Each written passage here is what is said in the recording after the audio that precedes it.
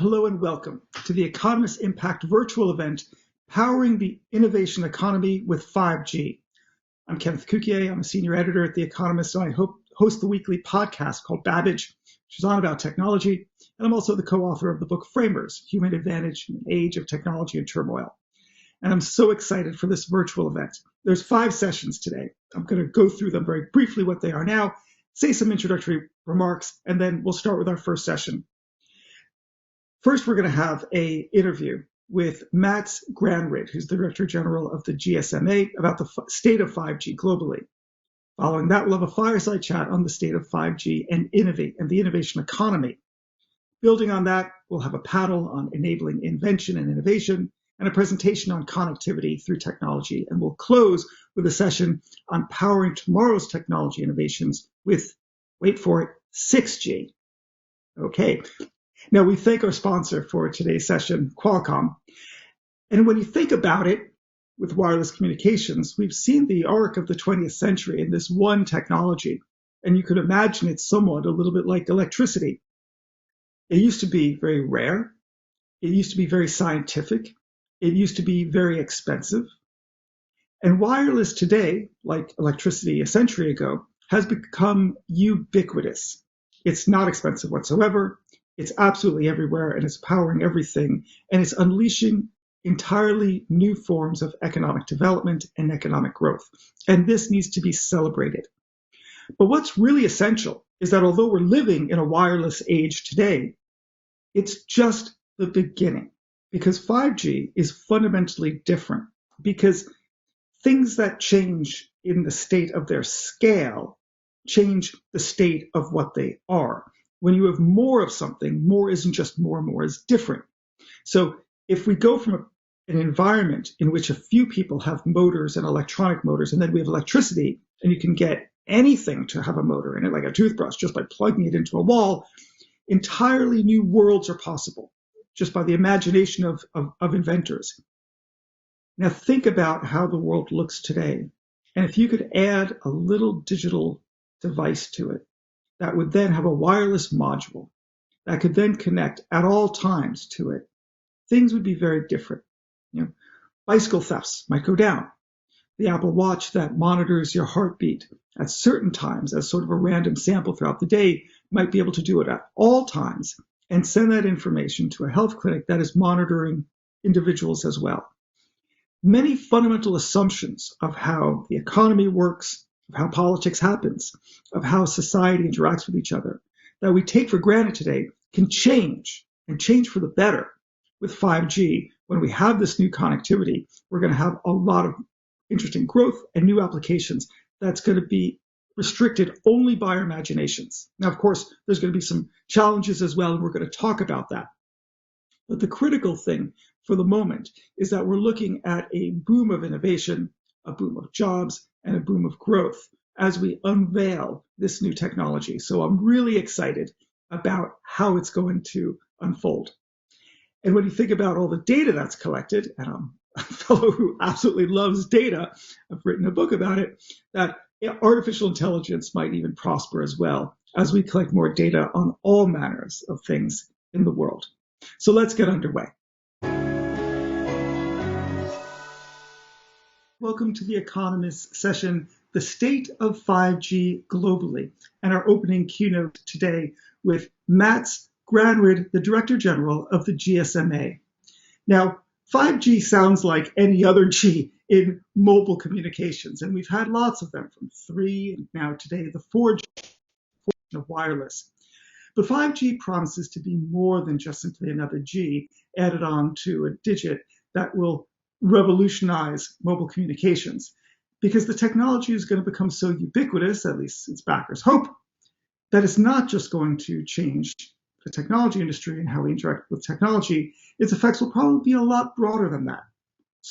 Large social effects, large economic effects, how countries interact with each other, how artificial intelligence perhaps can go yonder and be more present throughout society. Now, with us today to talk about these changes and why they're so important is Mats Granryd, who's the Director General of the GSMA, which is the trade association for the mobile phone industry. Let me introduce Mats now. Please join me Hi, Ken. It's really good to be here. Thank you for having me. Absolutely. We're so thrilled. I think the first place we should start is with the technology itself, although I want to go very quickly into the implications of the technology. Tell me, what is 5G and where is it happening today? Well, 5G is another G, as you said. 4G was the first G globally that unified the whole planet. That is important because we thrive of scale. You and I, we enjoy cheaper devices, better service, and we get that from having a ubiquitous standard across the planet. 5G is the second time that we have achieved that. Today, we have 157 live networks across 62 markets and roughly 234, 235 million subscribers, connections, I should say, globally. And that is just shy of 4% of total connections globally. So we still have a long way to go. And we're forecasting that by 2025, there will be roughly 1.8 billion 5G connections.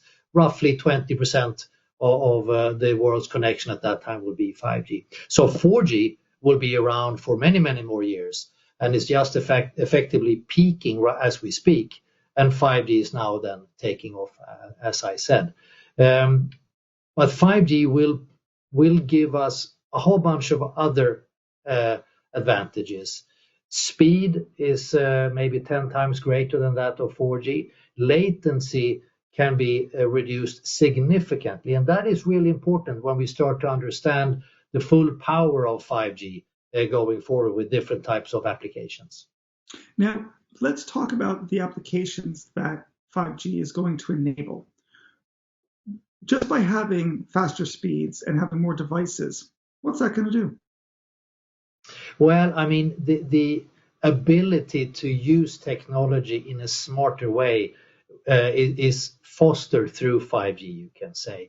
The number of sensors that we are able to connect to 5G is up to 1 million sensors per square kilometer, which is significantly higher than that of 4G. So it's the ease of deploying sensors, IoT, Internet of Things, is certainly there. The ease of using artificial intelligence and coupled with edge computing, which means that we have computing power at the edge of the network, again, reducing latency, opens up the possibility for really low latency applications, virtual reality, augmented reality, or you can call it X reality, when it comes to healthcare applications, when it comes to gaming, but education, and also other types of manufacturing applications that we are currently seeing. So the opportunity is certainly there if we combine all these new technologies or sort of new technologies together with 5G. What else do we need to have in order to get all those benefits? Is 5G enough, or do we need to have faster processors or new software around it? Do the networks need to upgrade more substantially than we can imagine? Yeah, all of the above. Certainly all of the above, and that is happening as we speak. You see fiber being rolled out, and for having a proper 5G connection, you need to have fiber connections to the base station itself in order to be able to enjoy the speed. But we also need to have new standardizations or new revisions, I should say, of 5G, where we will be in the very near future able to do something we call network slicing, which means that we are able to dedicate resources to UCAN or to a facility, a manufacturing plant or a hospital, basically guarantee capacity. And this is new. Previously, we have always had a type of best effort. We can't guarantee exactly what type of speed and latency you can get because it all depends on how many people that are using the resource at a certain point in time. But with network slicing, we are able to do that. Also a huge benefit when you look into manufacturing, healthcare, energy production, etc. So Tell me about some of those examples of where companies are using 5G and are able to actually reap some sort of special benefit from it that they couldn't through other wireless technologies. Yeah, so one example, which is arguably my favorite, is Vodafone here in the UK that are working with the grid, the electricity grid, to use 5G fast connections and again edge computing to be able to regulate the use of fossil-free energy production facilities, such as solar power and predominantly windmill in the UK. And by using that, we are avoiding turning on fossil burning facilities to handle troughs and peaks of energy consumption. And this is a rather big thing. Solar panels are connected to some 10%, windmills to some 35% today. They need to be fully connected with 5G in order to be able to regulate this. And this can save us up to 4 gigatons of CO2 going forward from now to 2030. And 4 gigatons of CO2, that is a lot of CO2. That's equivalent to roughly 1,000 fossil or coal plants being fired up. So to be able to monitor and more intelligently steer those resources, windmill and solar panels, we are then able to reduce the use of fossil fuels. So that's one example. Another example is with Ericsson and Ford Motor Company that are using sensors to regulate the manufacturing process in a much, much more intelligent and fine way, using sensors, avoiding pulling cables and having a complicated mesh of other types of technology. Just using 5G, again with AI and sensors, they are able then to reduce work in process and reduce some of the quality issues. So those are two very tangible examples, and many, many more will come in the near future. Let me ask about on a consumer level, how will individuals interact with 5G? What will they see? How will their lives be changed if we have these new networks all about us? Yeah, I think maybe not so much in the beginning. I think we need to have a high degree of patience here. Today, I can, on my 5G device, I can download a Netflix movie. Takes today on 5G, 5 seconds? Previously on 4G, it took me maybe 45 seconds. Now, that's a massive improvement, but it's not going to make my life massively different. But it is a starting point.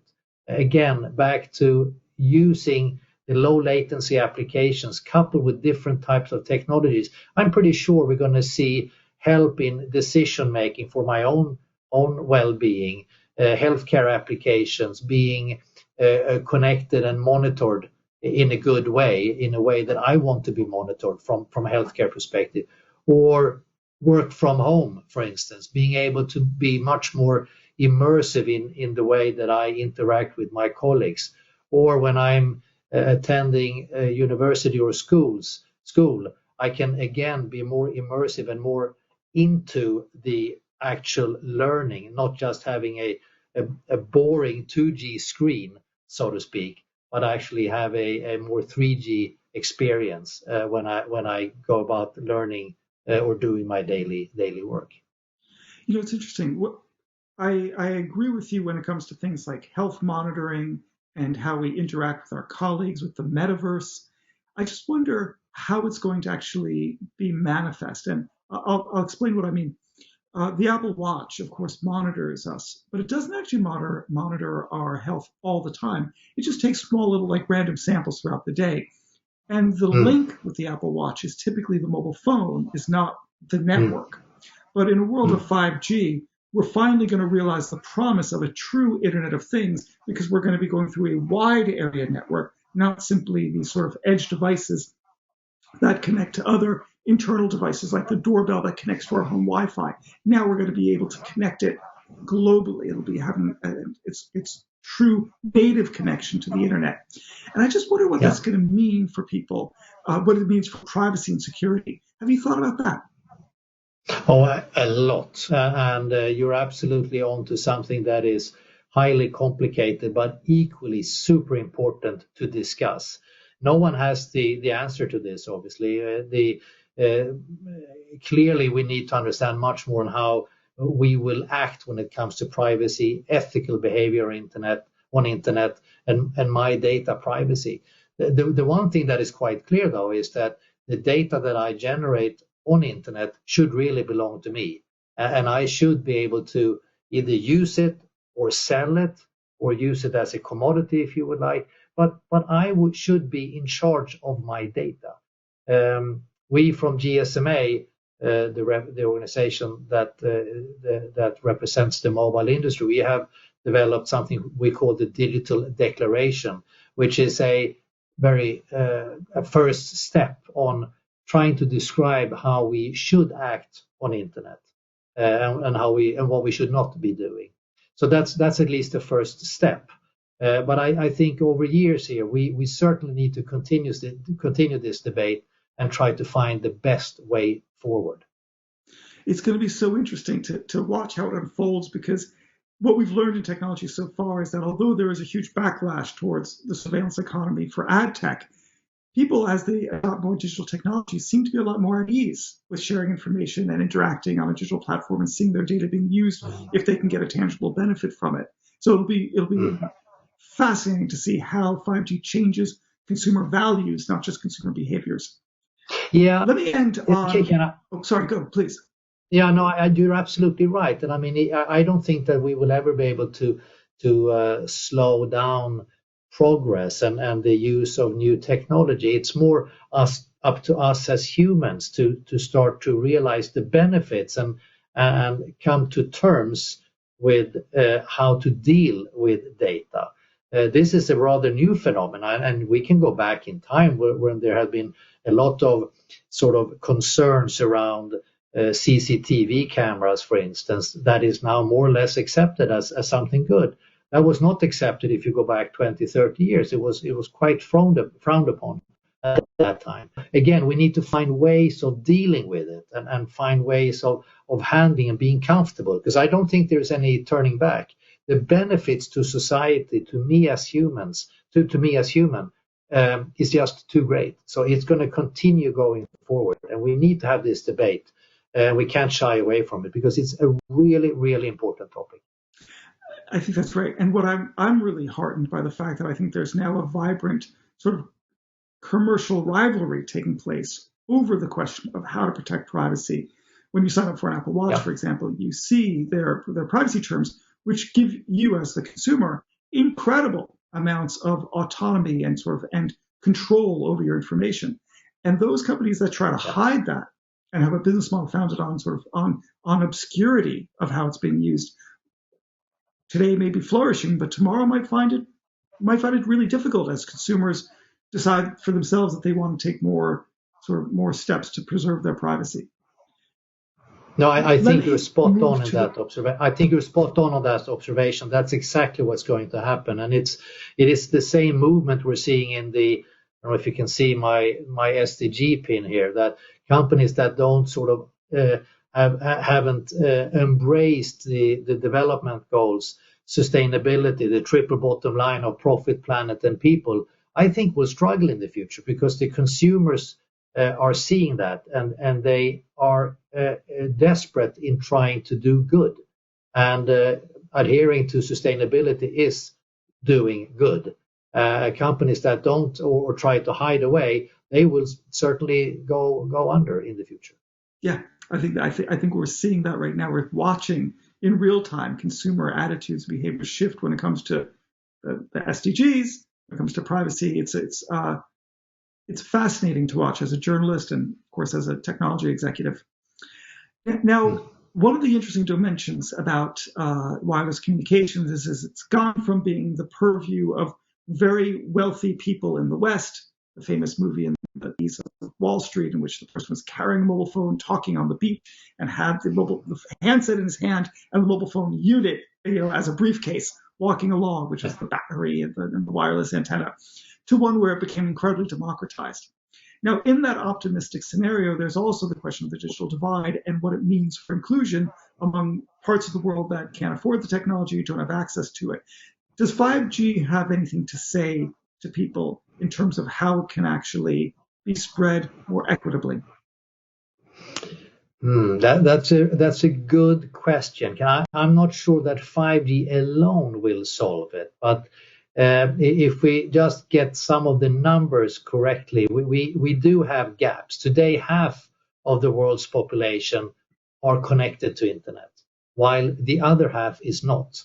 And why are they not connected? The other, well, it's two gaps. One gap is the so-called coverage gap. There is no mobile broadband network there. There's no 3G, 4G, or 5G network, so there's no way for them to connect to internet. And we also know that the 50% that is not connected are predominantly will connect on a mobile device.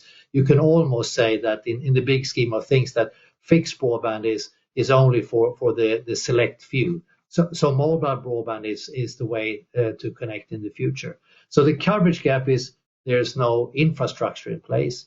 And then you have the usage gap, where there is a mobile broadband network, but people decide not to use the internet. So if we go back to the coverage gap, we have done great progress on the coverage gap. If you go back 5 years, we had 1.8 billion people not covered by any type of mobile broadband network. Today, that is down to 450 million. So a fantastic progress. While the usage gap, 5 years ago, that was 3.4 billion people, remains largely at 3.4 billion people today as well. And that is a great concern. These people, they do have the possibility, they live beneath a mobile broadband network, but they decide not to connect to internet. And why don't they do that? Well, obviously, affordability plays a huge role. Skills plays another big role. Thirdly, the stigma of that everything bad is happening on internet is also there. And I would argue that the lack of relevant local content also makes a dent into the usage gap. So if we can get entrepreneurs going at the edge, if you would like, that really understand the problem and start to developing applications that can entice people to go on internet, that will be a huge benefit. And bridging this usage gap is something that we from the association, from United Nations Broadband Commission are working hard at. It requires a lot of cooperation and it requires a lot of private-public partnership to make this happen. The coverage gap, the infrastructure build out, which has reduced significantly, that's sort of the easy bit. And we have broadly done that. It's 450 million people left, but the rest are covered. We need to make sure that people feel comfortable, that they can afford, that they have something that is beneficial for them to use the internet. This is critically important. We cannot have a world going forward where half of the world is connected and the other half is not connected, that are left out of this digital revolution that is happening right now. Really important.